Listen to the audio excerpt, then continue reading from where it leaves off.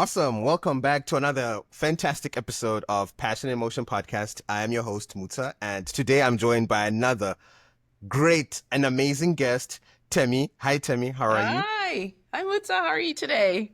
I'm doing fantastic. How are you Good, today? good. Yeah, I'm super excited to have this conversation with you because, you've experienced a lot, you've done a lot. We got connected and just like reading about some of the things that you've done has excited me a lot, especially the travel side of it. I know right now as well you have a business where you help parents, moms navigate traveling with children to different places, which, it's summertime It and is. it's this is the time, where people like, kids out of school. This is the time to do it. So I know you Absolutely. have so many good stories to tell and just so much like advice to give. So I can't wait to dive deep into that. But you know what? Before we kind of get started here, I always love for people to kind of get to know my guests a little better, Yeah. like just like their personal history story, and then we can kind of like get into all that other stuff. So to know more about you, yeah. So where are you from? And just tell us like what your journey has been like, growing up as well. What did you want to be Yeah. when you grew up? Like just your professional journey. We're gonna take it all the way back. We're gonna take it all the way back. All the way So back. Yeah. we're gonna start in 1900. No, in reality, I first and foremost consider myself. I'm an immigrant. I'm a new American. I'm an old American. I've been here for a while, but my family came from the Caribbean and Nigeria. And like all good folks who come from different corners of the earth, Yes. they reunited, got to know each other, and next thing you know, a Caribbean mom and a Nigerian dad have to kill kids. And that's where my story began. It started in the Bronx and in New York City in the 80s.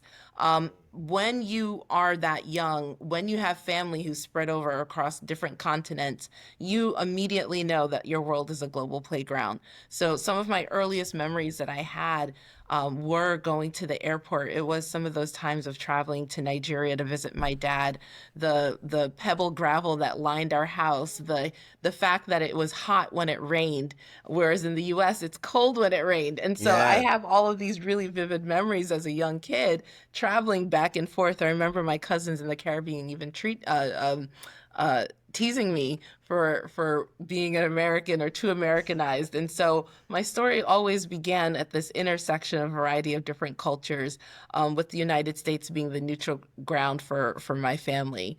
When you ask what do I want to be when I grow up, frankly, they want you to be doctor, lawyer, Exactly. engineer. Those are the three. That's it.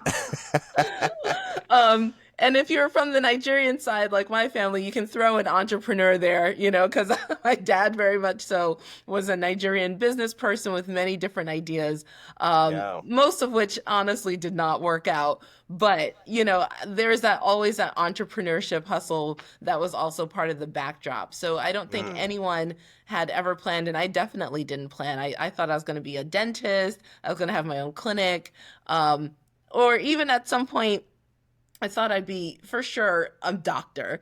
Mm. And I think uh, an entrepreneur following a stint in the civil service was definitely not where I ever thought my journey was going to take me. That is so fascinating. Yeah, and I mean, true. That is so true. And it's always so funny. Like when I talk to like people with African parents and just like the hopes and dreams that they have for us and Oh, the pressure that comes with that, especially if you're not inclined to any of that stuff. Like, especially if you're like an artsy person, and for you, it's like, hey, I want to be an actor, or I want to do music, or I want to. Just like, no, there's no money in that. no, I know. It's yeah. So it's always like the world needs other profession, guys. Like, why are you so fixated on being an engineer, a doctor? Like, what is it? Like, I I guess know. maybe, I don't know. I know. So It's so, when I so talk to interesting. my mom, right, and I'm like, Mom, I'm now helping busy moms, go from feeling stressed out to wanting to travel the world with their kids. She's like, So how much money have you been making with this? Yeah. It's a different perspective. So It is a you're very dead different right. perspective. Yeah. Yeah. And, so, and you sent me like your bio before. So I kind of like maybe ask about different parts of Sure. kind of your story here. So you said that at 16, you put some money together Yeah. for a scholarship to go study abroad Yep. in Mexico. Hmm. Let's talk about that. Why at 16, what made you say, "Hey, I really want to go to Mexico and study. And what is that all about?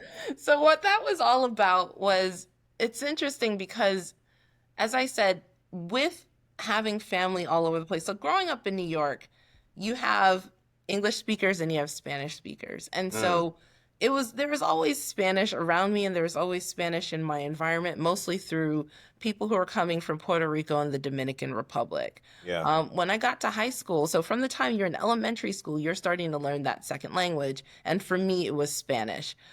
When I got to high school, that's when you start to realize, oh, I don't need to, I can do all these things. And I saw this flyer and it was like, oh, come do this home exchange in Mexico. And I was like, oh, I want to do that. And then I looked at the price tag.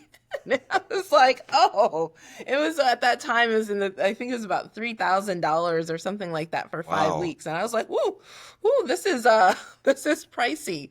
But like any enterprising young person, I did what I do best, which is I called up my relatives and asked for money. I wrote a letter, and I was like, it was almost like I also watched a lot of TV, and there's a lot of Mm. commercials about if you sponsor just $1 a day, you can sponsor it. And I was like, for just a small amount of money, you can send. Yeah. So it just ended up being the opportunity. So I don't know if I ever would have chosen Mexico. Honestly, it could have been anywhere, but Mm, I did know that I wanted to go somewhere. I wanted to experience. I wanted to um, uh, explore the world. From as long as I can remember, traveling has been a part of my passion. Like we're on, mm. part of this podcast is about your passion. And I've Yes. always known very early on that travel was something that brought me immense joy. And I think as Mm, a teenager, this is the first time you're starting to make decisions that have a long-term impact. And this is the yeah. time where I'm like, okay, let me just exert myself a little bit and do what I want to do. And so my mom was terrified because she's like, where are you going? Who's going to be with you? Will there be a chaperone? I can imagine. I can imagine the stress of that because I was curious, like if your parents as well, like people around you were like, yeah, yeah, yeah, go do that, or they were like, no, was there encouragement for you to go to Mexico at that age, or So I did you think kind of have to like fight? So I didn't have to fight. It was so here's the thing, and my mom's a smart woman, so she wouldn't say yes. She wouldn't say no, right? But what she would Mm. say is, well, if you can find the money. And that is what made me get started with sending and writing letters. And I actually Mm. went back to the organization and I said, hey, I really want to do this, but we can't afford it. And they were also able to give me a scholarship for half of the amount.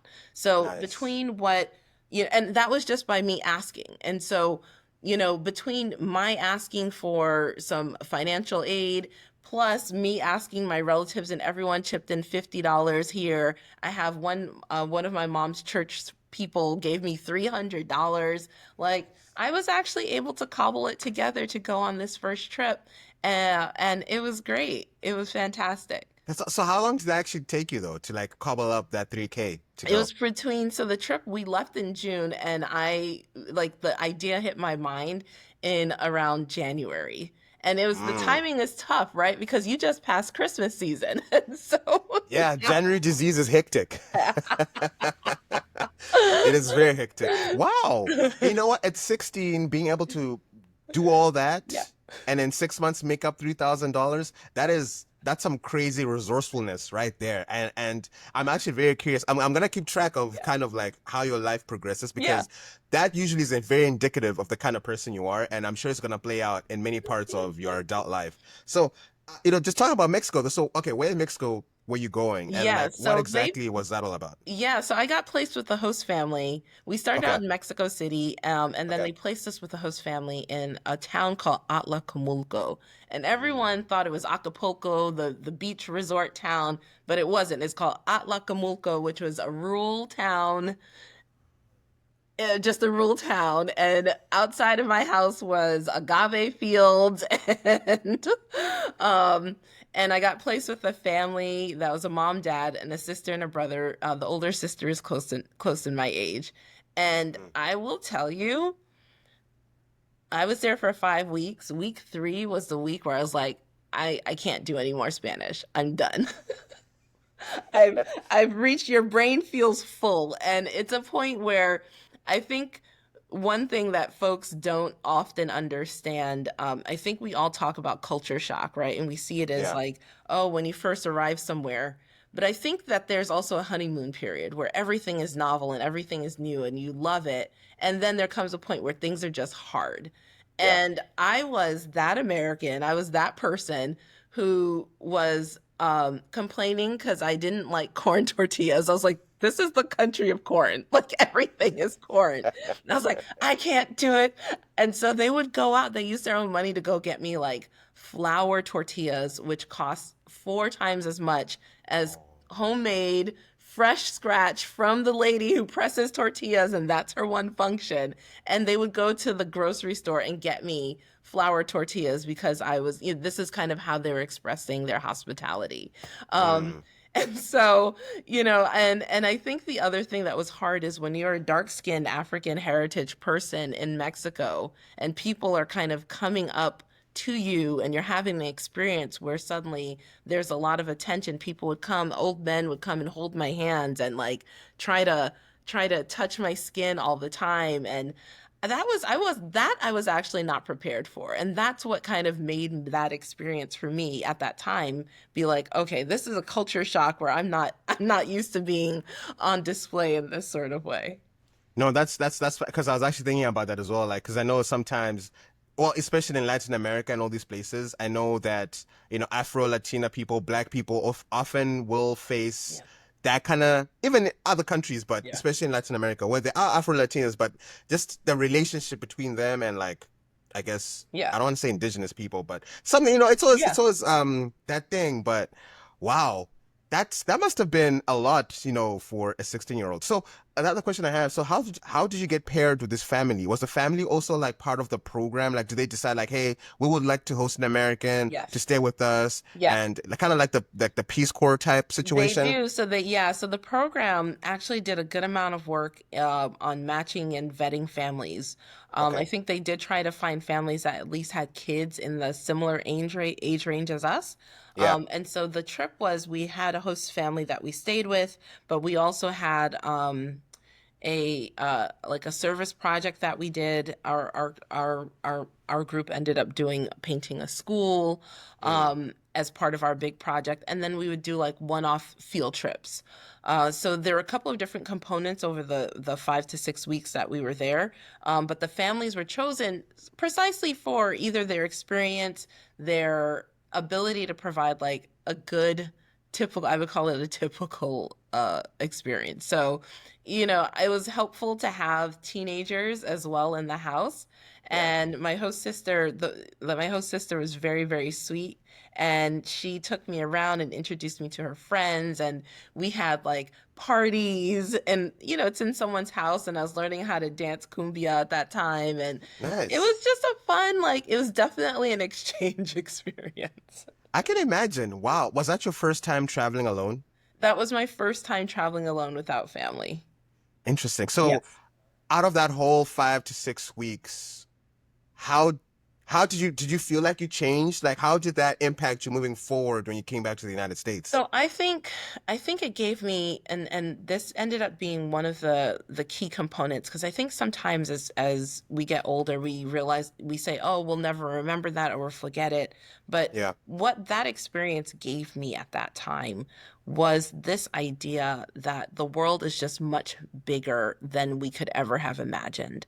Mm. One of the things that first struck me, particularly as a teenager when we landed in Mexico City, you don't see it as much these days, but it was a lot of young children begging. And so I had not seen children begging before. And I was like, what are these kids doing? And they're running in the streets. And it ends up being this really interesting precursor to this, to my later on career in development. But the reason why I'm saying that is because you start to recognize the concept of having more than, and then less than. And Mm. it starts to raise for you ideas of what does it mean to have privilege? What does it mean to have resources? What's my responsibility because I do have more?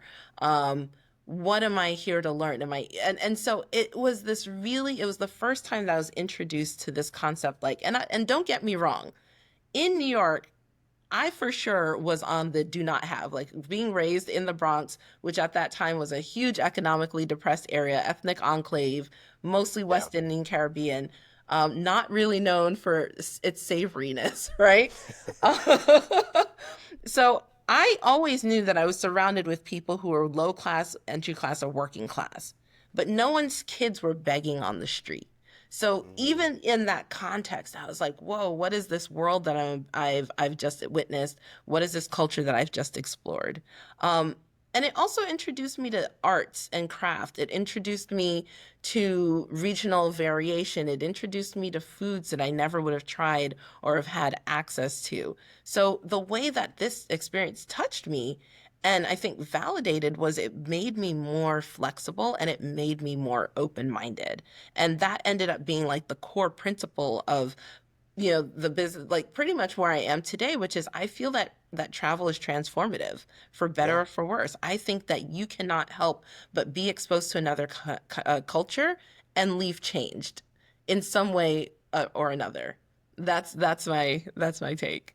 I love that so much because for me, as you just said, travel is transformative. And in prior episodes, I've touched on this with multiple other people who've actually traveled. Is like there is something beautiful about leaving where you're from Yep. and experiencing how other societies Hmm. function Yep. and meeting people who don't necessarily think like you or who operate differently because the world is not just one way. It operates in multiple ways. Hmm. And sometimes, just like how you're socialized, you tend to think that certain people, certain areas, like how you grew up is the right way to do things. And Yeah. everyone else is like, no, no, no.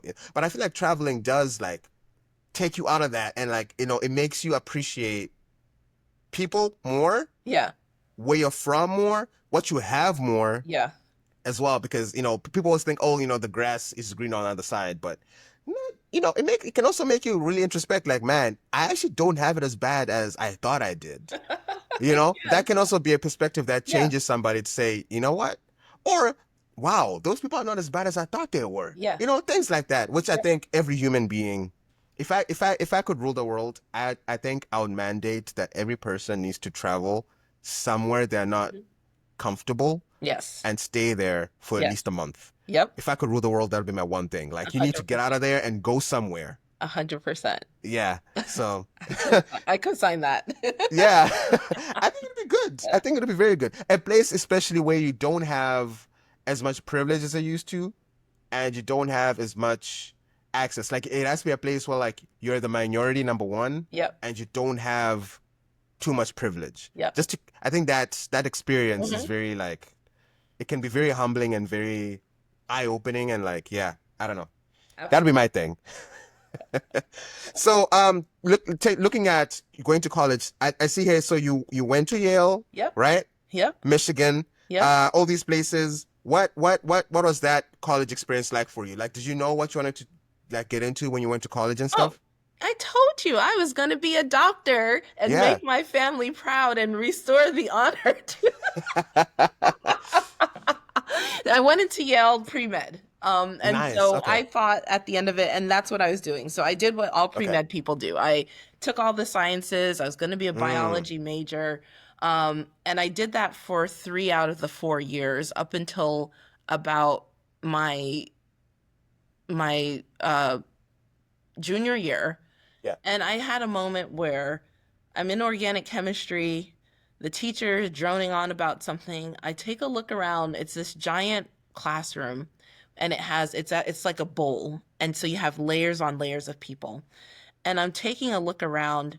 I'm looking at the teacher in the front. I'm looking at my colleagues on the side. And I just had this moment where I was like, I don't even like these people. And and I realized that I didn't love the sciences.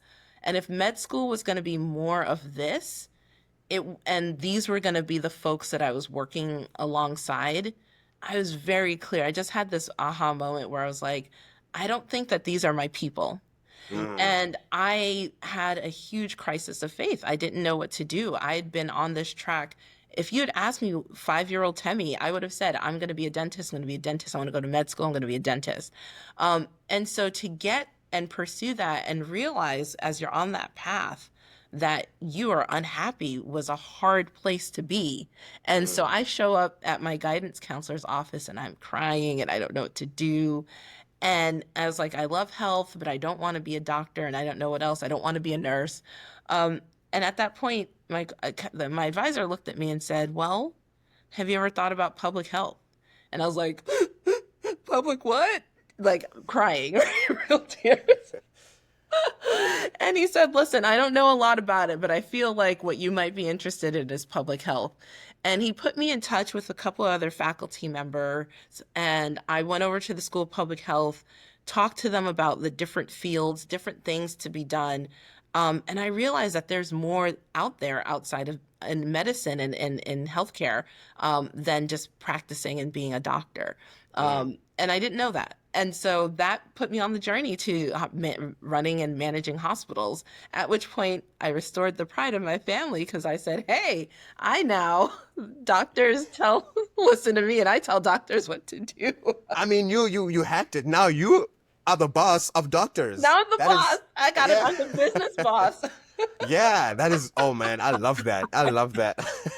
That is so awesome. So I mean, you know what? Like even just looking at some of the things that you did as in in healthcare, a part of you said that you helped Liberia recover from Ebola. Yeah. What was that like? What Yeah. was your tell me more about that, Yeah, that absolutely. story. I mean, I Yeah. think, at the core of it, I've always wanted to travel. I've Yes. always known that any job, any role at any time, travel has to be a part of it. Yeah. So when I moved to DC, um, I moved with the idea that I would take this 2-year contract working at USAID at that time. Um, and one of the things that I worked on is I took all of that knowledge that I had about running hospitals and you multiply that and said, okay, now if we can improve one hospital, what does it look like to improve an entire health system? Who are the actors? Who are the players? And I got this wonderful opportunity where Ebola had happened and Liberia, Sierra Leone, and Guinea were all just trying to come out of recovery. And my specialization was health systems strengthening, making health systems better.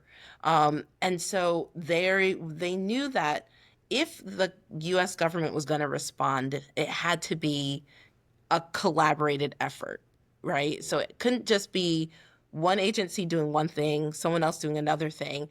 And so they brought in USAID, they brought in the Centers for Disease and Control, they brought in uh, uh, the Human Resources and Services Administration. They brought in 3 or 4 different agencies and the Peace Corps, and they said, now you guys come up with a solution. And mind you, people don't play nice together. You would think, okay, let's all unite. No, no, no, no, no.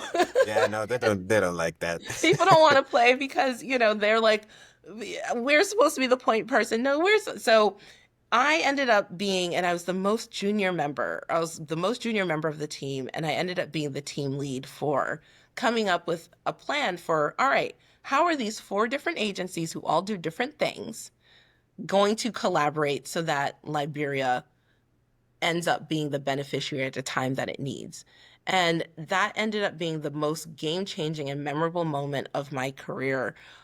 So I got on a plane leading a team and saying, all right, what can we do? How can we work together? And we were able to coordinate and put together a plan. But my first stop there, the second stop that we did was we went out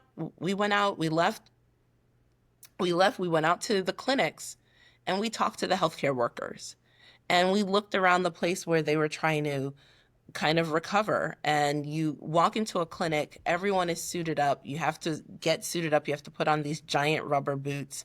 You have to put on a lab coat. You have to put on gloves. You have to put on a mask. And because this is something that nobody knew. And villagers were scared. And not only were they scared, not only did people lose health workers and families and aunts and uncles, but what it did, it disrupted your rituals. So because of the uncertainty around how Ebola worked and spread, people were unable to do their burial rites in the way that they normally had. And so you have this unprocessed grief. If you can't say goodbye in the way that you culturally do, then you're stuck. And so to be able to, like, that was the space that we were stepping into. And so you look and you're talking to workers who, despite odds, are showing up every single day to do the best that they can for their communities and say, all right, we've lost almost 10,000 workers in a country where there was already shortages. And those that remain are burnt out and scarred. What do we do to revitalize the healthcare industry here? And that was part of my work that I did. Wow, that must have been such a huge mountain to climb. Because yeah, it's taking me back to that time period, and yeah, you're right. Like it was so like incredibly, it was such an incredibly difficult time Hmm. because I mean, COVID has kind of overshadowed everything else that has COVID happened has in the last. overshadowed it, right? Yeah. Yeah, it has overshadowed a lot of the things that have happened in the last few years. But man, that Ebola time, like that time frame was incredibly like Hmm. difficult to kind of, and especially about the burial rituals because like people were dying so quickly, Yeah. and even yeah, as you said, like I just remembered like the burials, like people were all like kind of getting mass buried at the Hmm. same time. So Exactly. that is true. I wonder now like how people have managed to get over that, Yeah. especially like it's like post COVID as well. Like has that piece ever come back? And that's something now I have to kind of think about. But Yeah. what about for you though? Like in terms of your own personal fears, stepping into this environment where other people have also, died. Yeah. How was that for you? Like contending that every day could be a Yeah. day that something could happen. So I think that that's where you realize your life changes and the risks that you're willing to take change. So I had no doubt. So I need to add one more level of context to this. Yeah. By the time I hopped on a plane to go to Sierra Leone and Guinea, I had just gotten married and my spouse had taken a week off for us to just spend time together. And I was like, I did tell you I had a work trip, right? Wait, how soon from when you got married did you leave? It was like a week, Okay. Wow, but that is just under a week. Yeah, just a wow. week to the day. Um, and so it's I had not thought of it as like risky, so risky for myself. But like my spouse, when I returned, one of the things that they had done is you would land at the airport and then they would give you a cell phone and you had to call if you started exhibiting symptoms like bleeding from different places. Yeah. And I was telling my, and I said it very offhandedly, and my spouse was like, "What? You can do it? Where were you? What were you doing? Blah blah blah." And so I realized that I'm always been a bit more of a I'm risk seeking kind of person or someone who's more comfortable with risk. Yeah. And I realized that when you are growing your life or you have someone who's also worrying about you or you start to have a family, you start to have kids, that ability to take risks and take chances, that changes. Mhm. And so, what I found is like my willingness, I wasn't personally very scared for myself because I felt there in my heart of hearts, I was like, the workers are the ones who've been through it. We're Yeah. at the post recovery stage. Yes, there's still cases, but like it's not as we're not in the thick of it. So I'd always felt like it was a calculated risk. But when I tell stories to my friends and family, many of whom have not left or do not travel the way I have, Yeah. they think I'm crazy. You know what? I can potentially see because I know a lot of people like you just got married, you're about to start Yeah, this new, elevate this new yeah, life, and now it's like, oh, by the way, I am leaving to, yeah. and there's a slight chance I might not come back. Might not come back. That, yeah. So that Yeah. can be a very scary place to be in. Yeah, I mean, I've Yeah. changed, right? Like, but I mean, at some point, I was doing, I did something like 19 work trips, in the first 2 years since that my daughter was born. It was to the Yeah. point where I came back one time and she was calling her teacher mommy, and I was like, oh, maybe I should. Maybe I Wow. need to reevaluate my life choices right now. And I think that that's where, when we talk about passions, it gets to be hard, right? Like, Yes. what happens when your passion and the thing that you're passionate about that's driven your career, that's driven your life, and that's driven your interest conflicts with your stage of life where you are. Um, because you can't be on, like, if I could be a professional wanderer, I would Hmm. be that. Like, I would just be like going from town to town, place to place. I'd probably have no home, but by choice. But Yeah. you have family, you have kids, you have other things that are kind of keeping you in one place, and you have to figure out, how do I make that work? Yeah.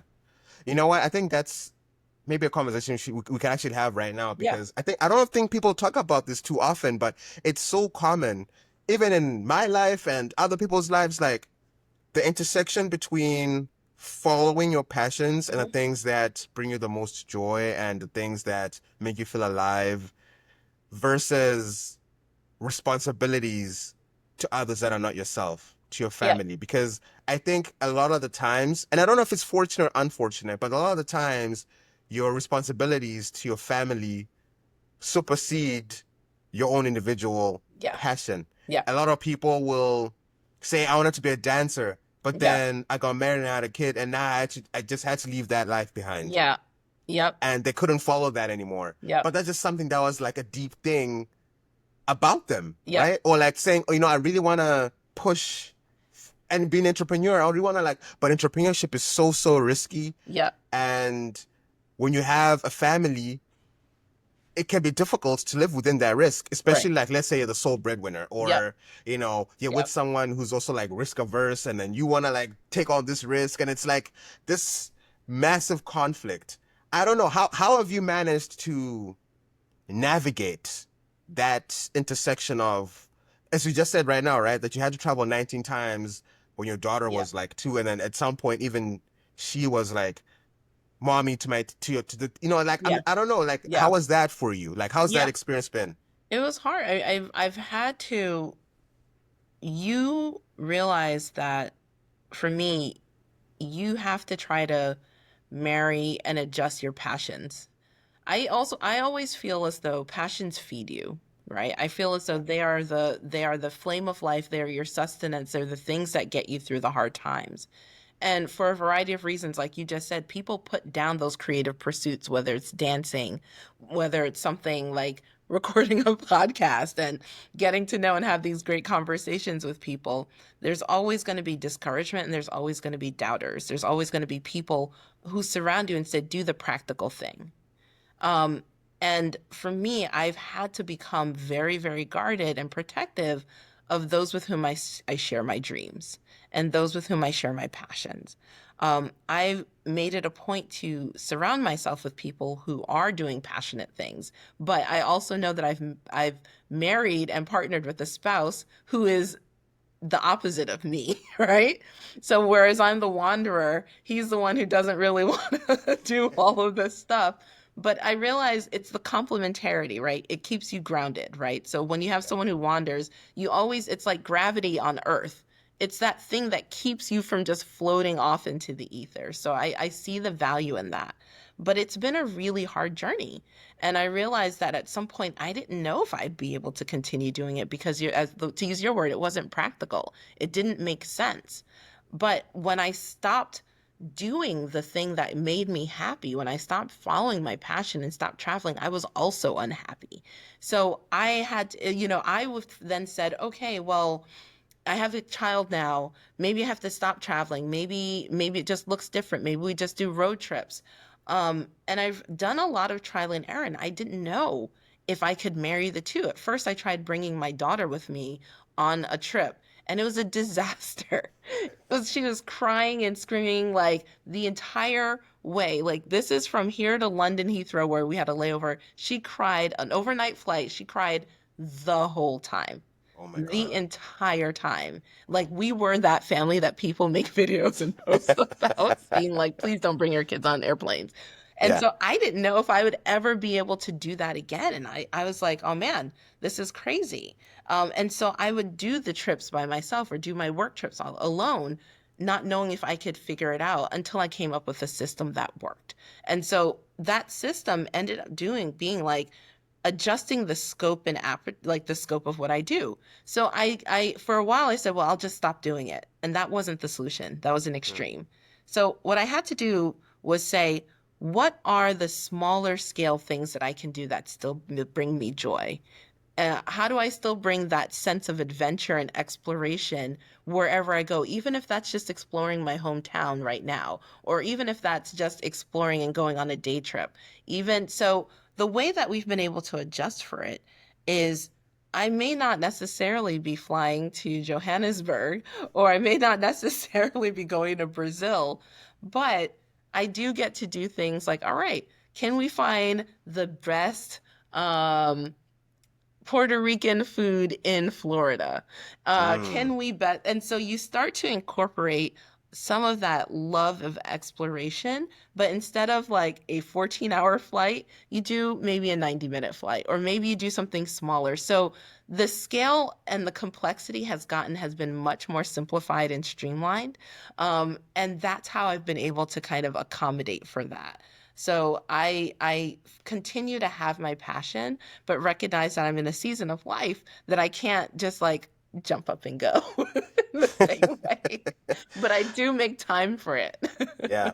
You know, it's so fascinating because this is coming at a time in my life as well, like where, I was consulting Yeah. for different USA projects and Yeah. stuff. And then when all this stuff happened in January and like all that stopped, you know, now I'm like, okay, what do I do next? Right. Yeah. And I've always loved podcasting. Like it's something that I actually did. I've been doing for like the last few years, like Yeah. 3, 4 years now. And like that's what I'm really passionate about connecting with individuals, Yeah. talking to people, talking about things with different, like I love it. That this is like Hmm. at my most happiest, this is it. I love Hmm. this so much. Like, so but at the same time, bills have to be paid.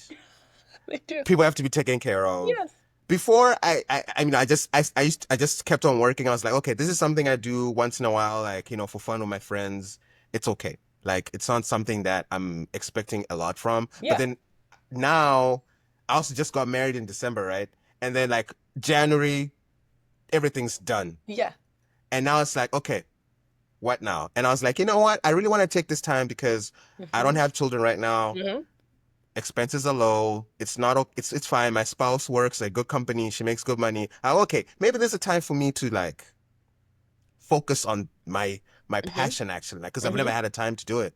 Let me start this podcast. And that's what also fueled my decision to do that. And I was like, okay, I really want to have an outlet where I can talk to people who've also been affected by everything that's happened in the world. And also just like speak to many more other interesting people just to kind of like, yeah, that's what I was like, oh no, that was a major reason to do that. But also it's come at a point where like everybody's also like, you can't just sit around all day and work on podcasts.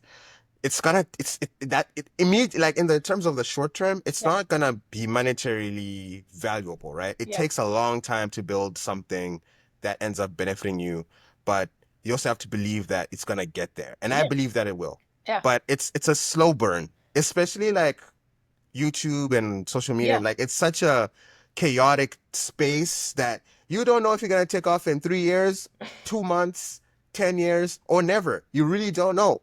But you just have to have the self belief that it will work out. Yeah. But because of that,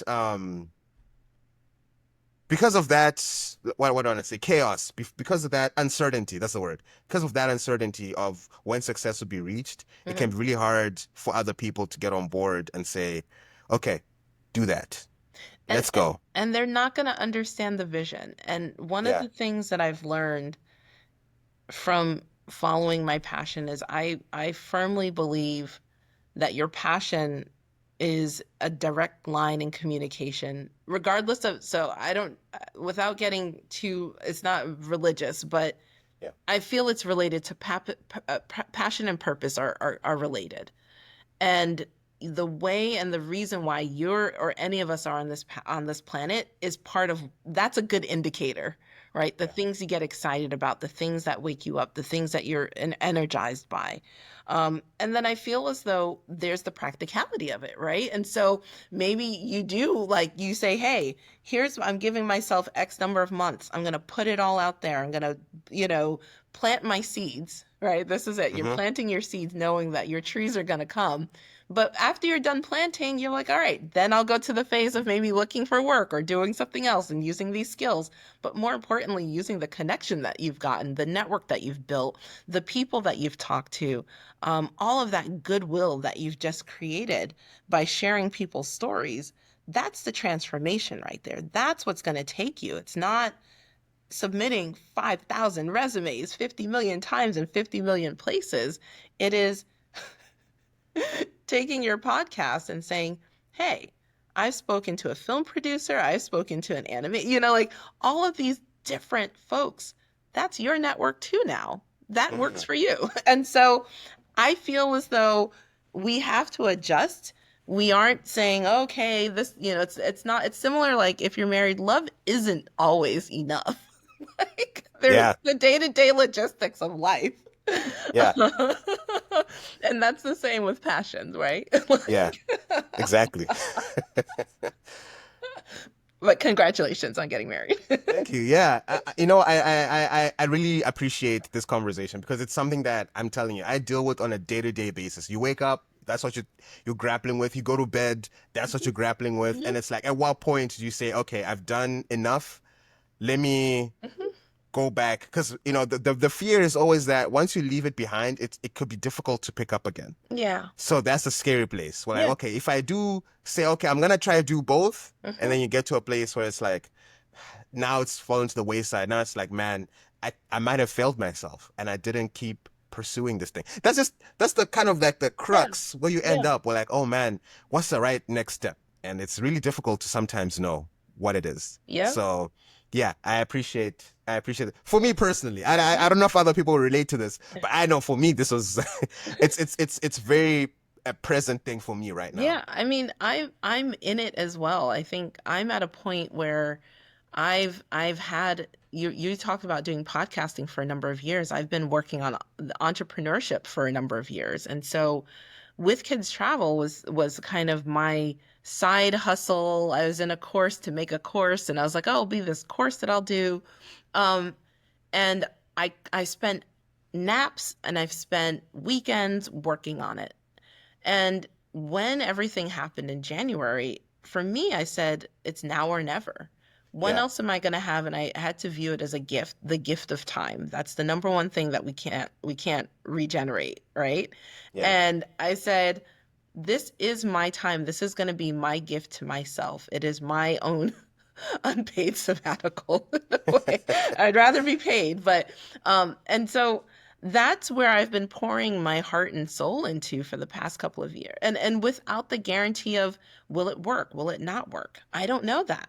But what I hmm do know is that I'm building something and that I'm sparking it's I would love sales. I'm not going to lie. I would love the money.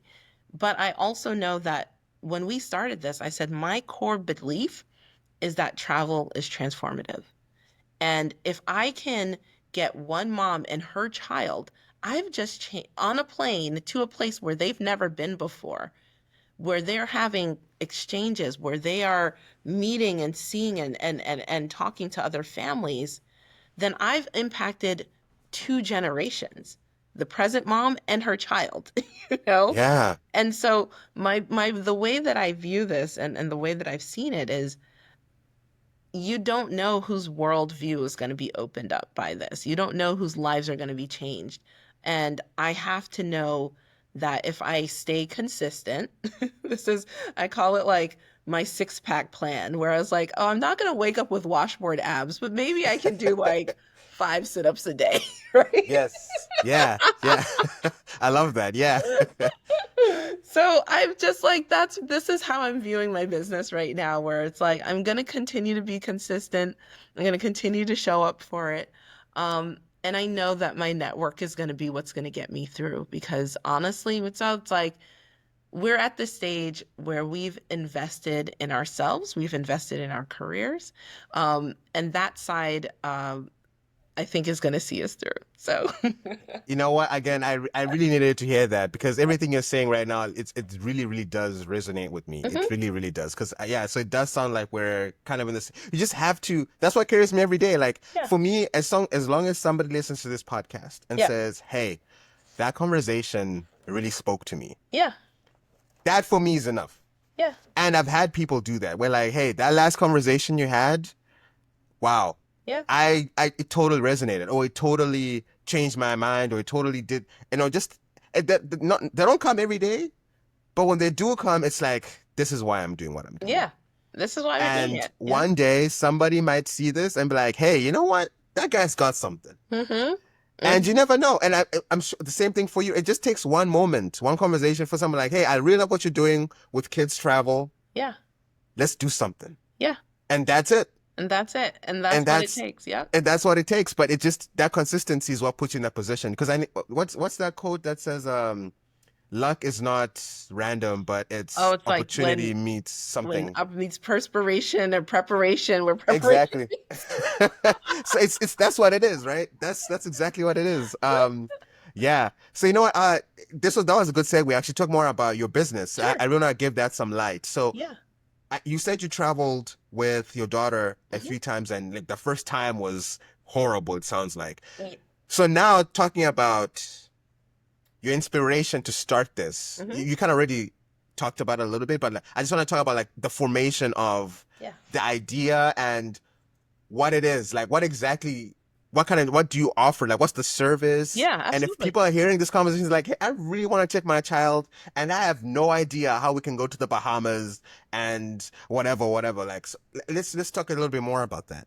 Yeah, absolutely. So I mean, honestly, the way that it works and the way that I view myself is I am helping busy moms make traveling with kids from something that's daunting to something that they actually find delightful, because they shouldn't have to put off travel just because they had kids. So, like one of the way that I came up with this idea, it really was that flight. It was this idea that the loss and grief of this travel is the one thing that I love to do. I've known this since I was 16. And I know that I have this new person, this young person in my life. But the idea of not having travel in my life because it was such a negative experience is equally unbearable. Mm, And I committed myself to saying, I need to figure this out. I've been to over 47 countries, right? Having a 2-year old, I picked up a bunch of stuff along the way. So in essence, what I did was I took a look at it and I started writing down everything that I knew. I was like, if I can go to Liberia, if I can go to Guinea, if I can go to all of these places, I can figure out how to take a 2-year old and a toddler on a flight and actually enjoy it. And so I actually combined a couple of different things that I'd done. One was like a survival training program that I had, and it was also then combined with all of the experience that I've had from doing a number of overseas work trips. yeah. And I created my own framework. And in that framework, what I do is I teach moms, all right, let's get prepared for this. You can do this. It's a 5-step framework. If it's 5 steps, right? Like, let me Yeah. break it down. It doesn't have to be overwhelming. And when you start to tease that out, you start to create something that's joyful, that's fun. But it starts with kind of like getting your mindset ready, getting yourself prepared, coming to the table with a plan of, all right, what am I going to do if my kid melts down? What am I going Mm, to do if my flight is delayed or my bags get lost? You think about what are the big stressors that tend to happen that derail trips and that make it tough for parents, and you anticipate them and you build that into the program. So I provide checklists, I provide plans, but more importantly, what I have is like a hand holding. Like, imagine you had someone walking alongside of you who said, yeah. girl, you got this. You can do it. And what I found out is that women, even regardless of who's paying for the trip, women tend to do most of the heavy lifting when it comes to planning for vacations and holidays. And so they're my target audience. That's why I said my audience is that busy mom who's like, hey, I gotta go visit grandma and grandpa. Let's do Yeah. it. And so I teach people the exact steps that I've used. So I ended up taking my daughter on about 24 flights before she turned the age 2. The international flight to Italy was kind of like the nail in my coffin.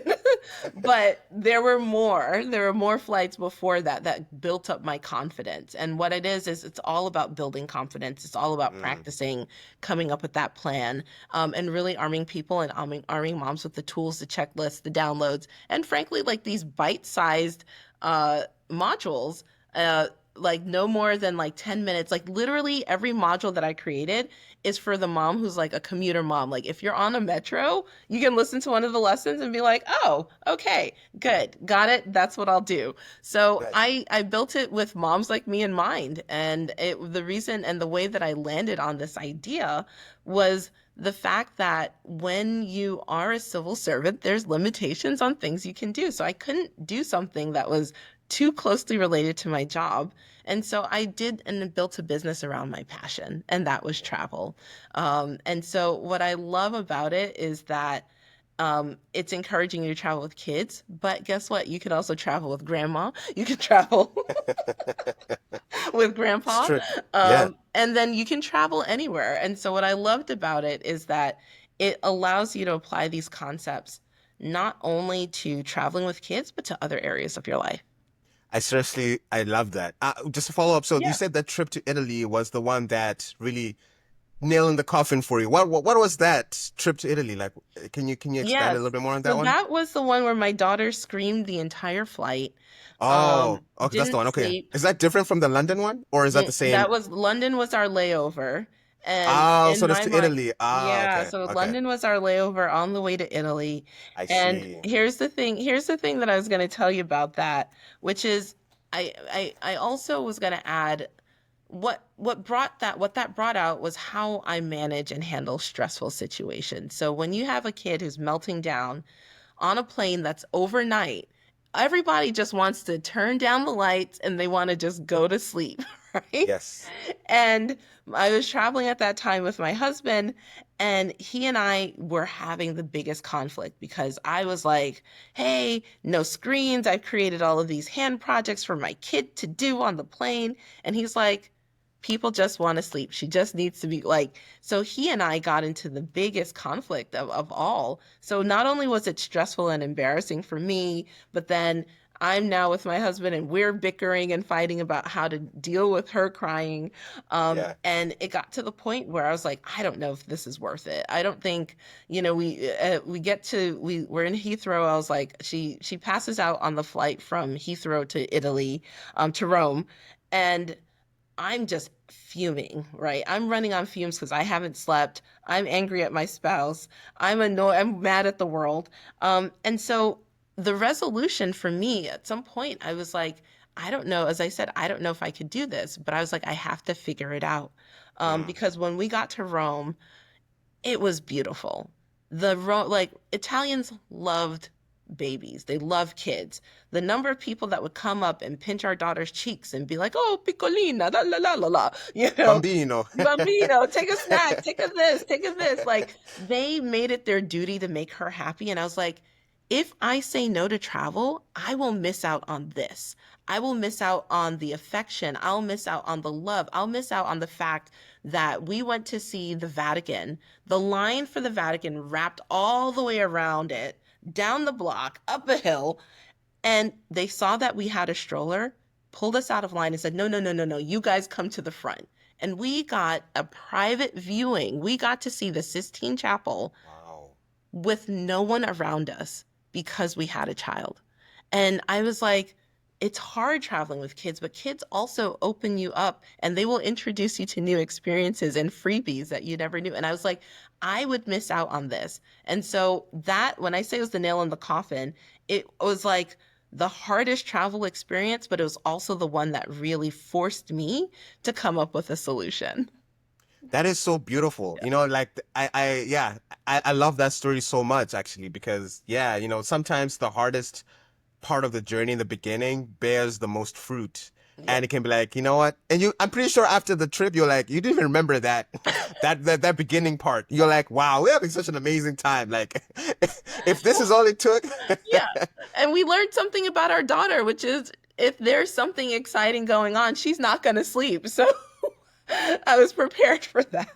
I'm yeah, no, very I glad. love that. So, okay, so to a mom who's listening to this Yes. podcast right now, and Mhm. they are in the same exact position where they Yeah. want to travel, Yeah. they have a young child, or and it's something that is stressing them out. Yeah. Where can they find information Yep. about the toolkits that you've produced, the guides, all Yep. this material, Yep. So where I've can they got a get it? freebie. Yep. I've got a freebie for moms that want to travel with their kids. And what it is, it's all about the play personality. And I will send it to you and you can have it. They can find it in the description. So I will have that link so they can either say, hey, with Kids Travel, there's a free guide that I have on how to entertain your kids on planes. It's a start, right? You start with the kids and their personality because that becomes one of the biggest stressors. So Yeah. with kidstravel.com, there's a freebie. It's like you can download it. It's a really, really short read, but it's the exact same system that I use to now get through trips with my kids from this point forward. And now I've got two of them, so I get to Mm, do it all over again. yeah. Awesome. Lovely. Okay. And the website is withkids.com. With kidstravel.com. Withkidstravel.com. Okay. Hmm. I'm also going to, when I post this stuff, Yeah. I'm definitely going to like link it to Yeah. like And I'll send on it to you. in the description on Instagram, Yeah. on here on YouTube, LinkedIn, wherever I post this, it's gonna be on there. So if you're listening to this, just look out for that link. You will find it Yeah. if it'll be helpful for you. Um, awesome. And so yeah, no, that is great. I love that you're doing that because again, it's merging an existing Hmm. issue or an existing stressor Yeah. plus what you love. Yeah. Isn't that the best? It's the best. It's the best. And now I don't have to choose. Yeah, exactly, exactly. Cool. I think no, I think this is a good place Yeah. to kind of end the podcast. If it, do you have any like maybe the two big things like out Mhm. of that where you can say, okay, if you're a mom and you're stressed about this travel, just here are a couple of Yes. tips that I Yes. have for you. So the number one thing that I always say is mindset, right? You can do this. So you know that you can do it. If you have a desire, something on your heart, a passion, as I said, I want mom like travel doesn't have to stop because you have kids. So if it's on your heart and if you feel a pull to travel, you can do it. So one is just a note of encouragement. You can do this. The second thing that I would say is do not try to suddenly say, oh, I'm going to travel with kids and we're going to take our first trip to Antarctica. No, start small. Start with a vacation. Try and book a flight that is no more than 2 hours away. See how you deal when you're hungry. See how your kid deals when they're stressed. See how like you do it on a small scale, and then you can build your confidence to doing it on a larger scale. That's such great advice actually. Because I mean, ultimately, when I have children, we're gonna be traveling because I mean, our family's in Zimbabwe, right? Yeah, Eventually, we're gonna need to fly with kids you're gonna need to all the fly with way kids. to Zimbabwe. That's Exactly. a 25+ hour journey. It is. So you know what? I think that's good to Yeah, know because again, my family's all over the world, and traveling is gonna be something that we have to deal with eventually. So this absolutely. as well is gonna be helpful for me. When I'm like, oh yeah, I talked to Tim, like Yep. tell me about this and there's that guy so I know for sure this is gonna be something I find useful down the line too. So anyway, thank you for sharing. Thank- Thank you for being so open about all this. And I'm so excited for people to learn more because what you're doing is honestly like needed. And Yeah. I think a lot of people are going to 100% Mhm. benefit from what you're doing. And I know if you keep going, at some point I'm gonna be like, hey, she's on Forbes She's on Forbes. 500, and I'm like, hey, I had a conversation with her at some point I'll be on Good because Morning America or something, and exactly, it's like, I'm like, hey, I talked to her first. yeah, Those would be my bragging rights. Like yeah, I right. was, because I know for sure it's coming. I know 100% that it's coming. So it's yeah. I'm so excited for you. I'm Thank excited you. for what you're gonna do with this because again, at the end of the day, it sounds like anything you put your mind to, you always achieve it. So it's a done deal. It's just now a question of when. I know. That's all it is. Awesome. You know what? Great. And I think that's a good Yeah. place. And you know what? Again, Tammy, thank you so much Thank for you. being here. Listener, thank you so much for sticking with us. I hope you've enjoyed. Watch out for more episodes. Do comment if Yeah. you found this conversations interesting or if you have anything else to add.